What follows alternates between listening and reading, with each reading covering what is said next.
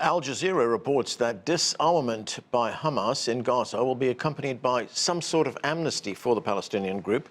A U.S. official speaking to reporters on condition of anonymity reportedly made the comment after the body of the last Israeli hostage was recovered in Gaza. Joining us now is Alon Pinkas. He served as Israeli Consul General in New York and a former advisor to Prime Ministers Shimon Peres and Ehud Barak. Alon Pinkas, great to see you. Thank you, Anand. Always good to be with you on CGTN. So, Alon, this U.S. official says Hamas has agreed to disarm and that the peace plan calls for an amnesty of sorts for Hamas fighters, as well as the beginning of reconstruction. But at this stage, Prime Minister Benjamin Netanyahu is talking only of disarming Hamas, and he says reconstruction will not take place. So where do you see this going to next? Here's the thing. Mr. Netanyahu is correct in that he's quoting from the so-called 20-point agreement from September. Hamas needs to disarm before reconstruction begins, and there's no clause there either guaranteeing or even contemplating any kind of pardon or clemency or a way out for the Hamas.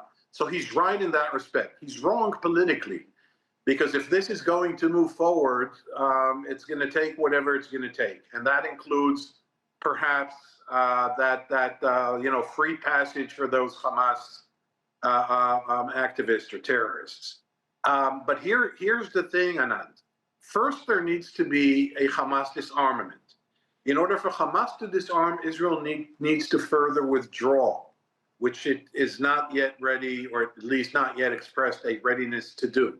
Only then will the so-called international stabilization force be willing to go into Gaza. The international stabilization force, the composition of the international stabilization force is not making Israel very happy, because it includes countries that Israel has issues with, such as Turkey and Qatar. All that said and done, no reconstruction can actually begin. That peace board, or however Mr. Trump chooses to call it, that won't materialize until these steps are being taken. So what I see is further stalling and procrastinating. I'm sorry, I'm not that optimistic about the implementation or the effective implementation of the next phases. Right, from what you're saying there, Alon, it looks like we are at some kind of impasse right now, because as you point out, for the Hamas disarmament to take place, Israel would have to withdraw. There would be then a vacuum there, and that vacuum would have to be controlled by a third party or a third entity of some kind. Do you see that happening? No, I'm sorry. I mean, look, let me put it this way, in a blunt way, for the benefit of our viewers. The likelihood of a second phase being implemented is equal to the likelihood of the war resuming. And the war resuming need not necessarily be along the lines or on the scale of what we've seen in late 23 throughout 2024 and into 2025. It could be local skirmishes, it could be targeted assassinations, it could be all kind of conflagrations that stem either from deliberate intent or miscalculation. So that's one thing. What Mr. Netanyahu right now is looking for is exactly what you described, Anand, and that is this uncertainty, this impasse, sort of a chaos. Look, this prime minister said for the better part of the last 2 years that Israel annihilated and eviscerated and degraded and obliterated Hamas. But when it's convenient, he's saying, well, there are 20,000 Hamas armed terrorists roaming around the streets of Gaza. How on earth could there be 20,000? So either he did not tell the truth or was disingenuous in the last 18 months, or something is wrong with this picture now.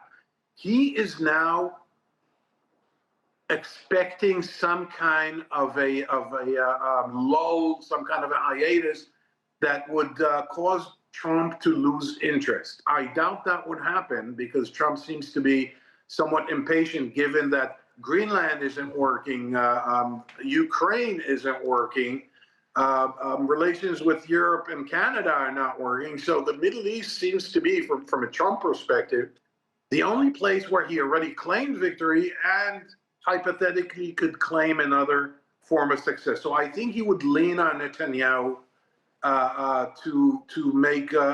to advance. I'll tell you something further. This is an election year in Israel, and Netanyahu wants Trump's support badly. And so to get Trump's support in the Israeli election, and Trump has no equivocations about meddling in other countries' politics. We all know that, of course. In order to get Trump to support him publicly, even come here and basically hug him and raise their hands together, he needs to play ball. He needs to be in this game. To be in this game could threaten his coalition, even though it's an election year. So he needs to buy time. He's right now, he being Mr. Netanyahu, is right now in a position where it's not a win-win, it's a lose-lose from his point of view. If he goes along with Trump, it's a bad sign for his coalition. If he does not go along with Trump, then Trump is going to become impatient, livid, and as he always is, erratic and unpredictable. Now, there is also another big question mark over Israel's commitment to bringing peace to Gaza or imposing peace on Gaza. The Wall Street Journal is reporting that Israel is quietly supporting militias in Gaza fighting Hamas. These militias, which are collaborating with Israel, are based in those parts of Gaza which is controlled by Israel right now. So what do we make of this and Israel's commitment to peace? Okay, Israel have a very bad history with supporting local militias. We did it in Lebanon with Amal, an organization that preceded Hezbollah, and we got Hezbollah. We then did it with groups in the West Bank, and we got the Hamas. We're doing it now in Gaza. Now, when you say militias, these are criminal gangs. These are basically criminal gangs. It's all about the money and the medical supplies and the food and potable water supplies. This is not some ideological. These are not liberal Democrats opposing Hamas. These are just criminal gangs who happen to see it convenient and comfortable to cooperate with Israel right now. I see that as a sign of chaos, not as a sign of order. And I don't want to transgress and go beyond the scope of our conversation, but we're only talking about Gaza. There's the West Bank. The West Bank has almost tripled the size of the population, double the size for sure of the population. And the West Bank is boiling right now. And while we're focusing on Gaza, things could happen in the West Bank, and that's exactly what Netanyahu wants to happen.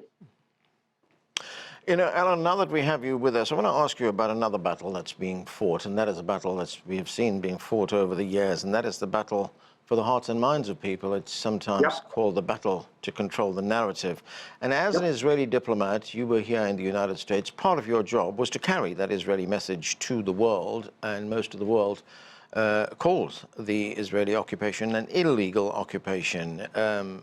Now, there was recently a docudrama that was released here in the United States. It's now been released at movie houses here called The Voice of Hind Rajab. You're probably aware of this documentary.